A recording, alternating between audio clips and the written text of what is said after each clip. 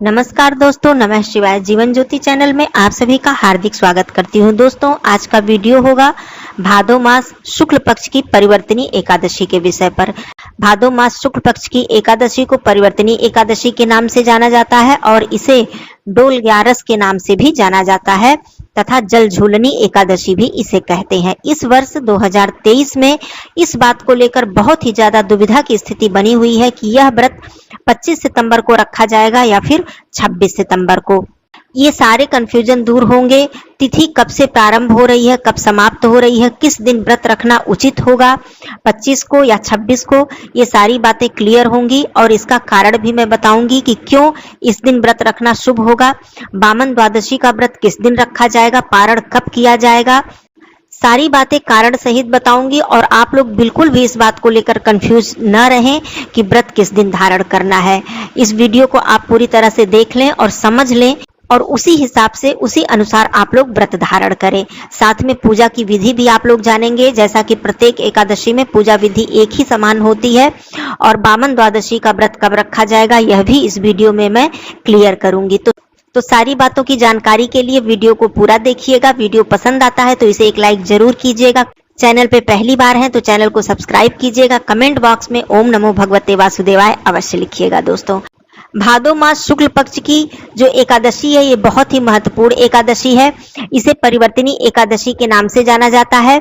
इस एकादशी के दिन बहुत सी जगहों पे मेले लगते हैं और बहुत ही धूमधाम से इस व्रत को मनाया जाता है। कहा जाता है कि इस दिन भगवान विष्णु जी करवट बदलते हैं, अर्थात अपनी शयन जो मुद्रा है उनकी उसमें परिवर्तन करते हैं। जैसा कि चातुर्मास चल रहा है और आप सभी लोग जानते हैं कि इस समय भगवान विष्णु जी क्षीर सागर में शयन कर रहे हैं, तो इस वजह से इस एकादशी का अत्यधिक महत्व बढ़ जाता है। अब आइए जान लेते हैं 25 और 26 सितंबर को लेकर जो कंफ्यूजन की स्थिति है वो क्यों है।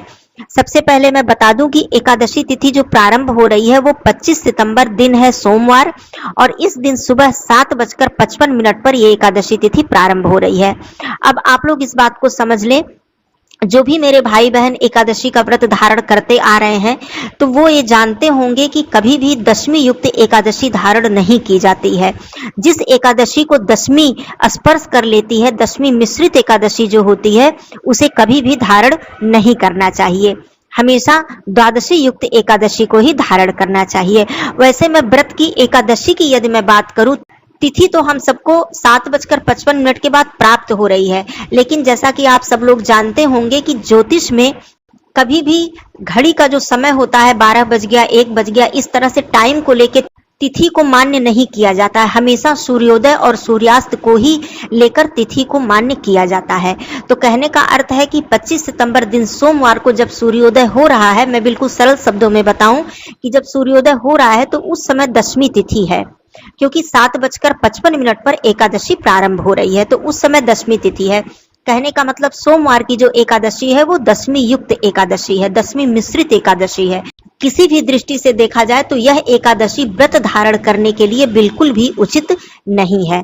अब बात आती है अगले दिन की, अर्थात 26 सितंबर की। तो 26 सितंबर को सुबह 5 बजे ही, प्रातःकाल 5 बजे ही एकादशी तिथि समाप्त हो जा रही है। कहने का मतलब उदया तिथि में हमें सोमवार को भी एकादशी प्राप्त नहीं हो रही है और उदया तिथि में हमें मंगलवार को भी एकादशी प्राप्त नहीं हो रही है। अब मैं यदि कहूं कि आप 26 सितंबर मंगलवार को व्रत धारण करें तो आप लोग सोचेंगे कि एकादशी तो 26 को है ही नहीं।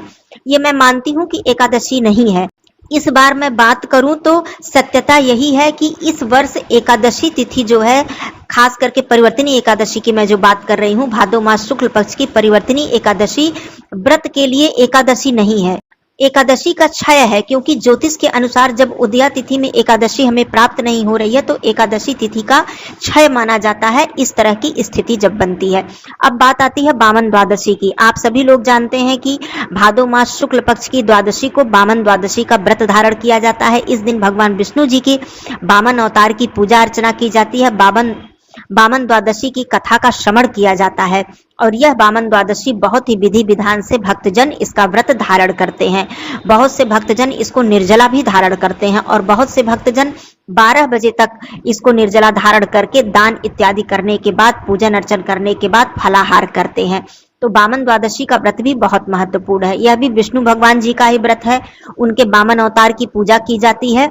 तो आप लोग यदि इसी व्रत को चाहे एकादशी मानकर और चाहे द्वादशी मानकर इसी व्रत को धारण करें, अर्थात मंगलवार को 26 तारीख को आप व्रत धारण करें।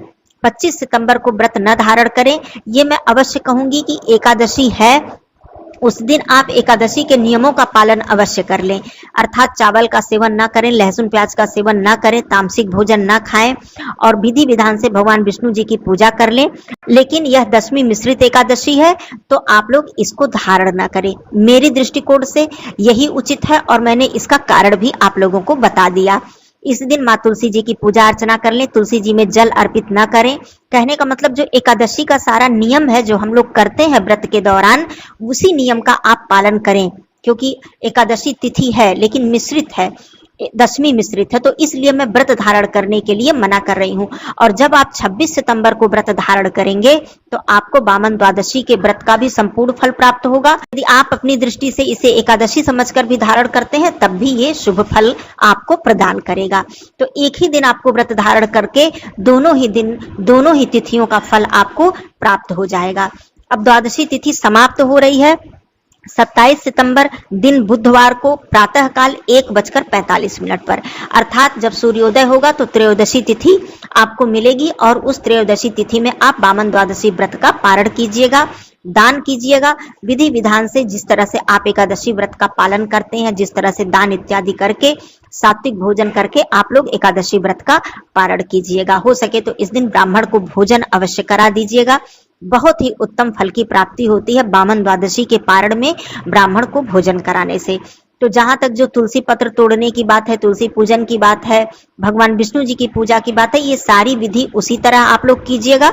लेकिन व्रत के बारे में मैंने बिल्कुल सरलता से आसान शब्दों में आप लोगों को बता दिया कि क्या उचित है और क्या अनुचित है। वामन द्वादशी के दिन यदि आपके पास भगवान विष्णु जी के वामन अवतार की प्रतिमा या तस्वीर नहीं है तो आप भगवान विष्णु जी की तस्वीर स्थापित करके, प्रतिमा स्थापित करके उनकी विधि विधान से पूजा कीजिएगा। वामन द्वादशी व्रत की कथा का श्रवण कीजिएगा। भगवान विष्णु जी को पीला पुष्प, पीला चंदन, जनेऊ, तुलसी पत्र, सात्विक भोग प्रसाद, पीले फल अवश्य अर्पित कीजिएगा। भगवान विष्णु जी की आरती कीजिएगा, साथ में माँ लक्ष्मी जी की पूजा अर्चना कीजिएगा।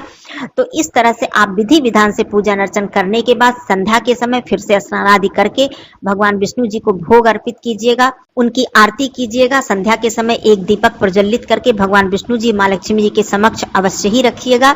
इस तरह से आप, और चाहे तो पूरे दिन आप वामन द्वादशी का व्रत निर्जला भी रख सकते हैं और चाहे तो आप 12 बजे तक निर्जला रखकर, दोपहर तक निर्जला रखकर और बाद में आप फलाहार कर सकते हैं। एकादशी व्रत में नमक वाला फलाहार भी किया जाता है, जिसमें कि सेंधा नमक का सेवन किया जाता है, और आप चाहें तो मीठा फलाहार भी कर सकते हैं। तो इस तरह से इस व्रत को निर्जला और फलाहारी दोनों ही तरीके से धारण किया जाता है। वामन द्वादशी का व्रत बहुत ही महत्वपूर्ण होता है और बहुत ही पुण्य फल को प्रदान करने वाला माना जाता है। तो इस तरह से सारी कंफ्यूजन आप लोगों की दूर हो गई होगी। इसके बाद भी कोई प्रश्न आप लोगों के मन में है एकादशी के विषय में या फिर वामन द्वादशी के विषय में, तो आप लोग जरूर पूछ लीजिएगा। फिर मिलती हूँ अगले वीडियो में, तब तक के लिए धन्यवाद। नमः शिवाय, हर हर महादेव।